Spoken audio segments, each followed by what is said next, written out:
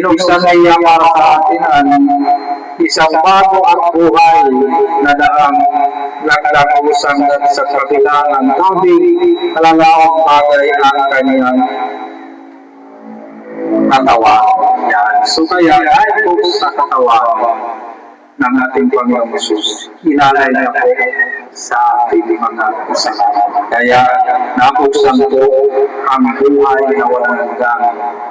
Nailipat tayo sa sabi mula sa pagkakasalan at nalipat po tayo mula sa kasalanan tungo sa buhay na ito. Kaya maraming salamat po Panginoong Jesus dahil tayo nagkasala ng ating mga pagkakasala. Kaya lagi ko po pinapangaral na lahat ng tao ay wala ng kasalanan. So, ang nagagawa po natin ngayon ay bawang kakulangan, mga bagay na pangangailangan, at mga bagay na nangyayari sa ating buhay. Nagiging apektado po tayo sa mga kasakitan, apektado sa lapi, apektado sa kahirapan, at mga bagay na minsan ay dulot lamang ito ng ating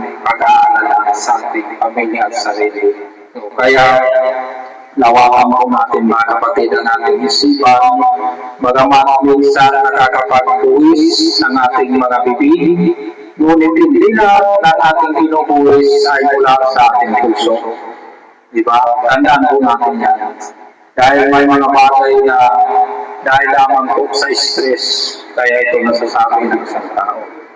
Hindi lahat ay mula sa kagustuhan ng ating sarili at mula sa ating puso. Yan ay mula lamang sa ating pinagdadaanan. Yan. So kaya dapat lagi po tayo nagpapatawa sa paligid, lalo na sa ating pamilya. Dahil sabi nga, inilipat tayo sa paligid ng buhay na walang hanggan. Kaya walang sino man ang makapagsasabi na siya ay matuwid na at hindi na nagkakamali. So lahat tayo ay nagiging biktima lamang ng isang bagay o mga sariling kaugalian ng bawat isa sa atin. So kaya huwag na natin titingnan ang bawat pagkukulang ng pagkakamali ng isa, ang titingnan po natin yung mga kabutihan ng isang tao.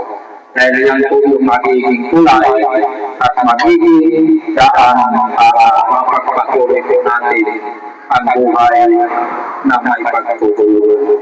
Kaya ito po ang binubuksan sa tinanggaan ng ating Panginoong Jesus para mapuntahan po natin ang kanyang ipinangako sa atin.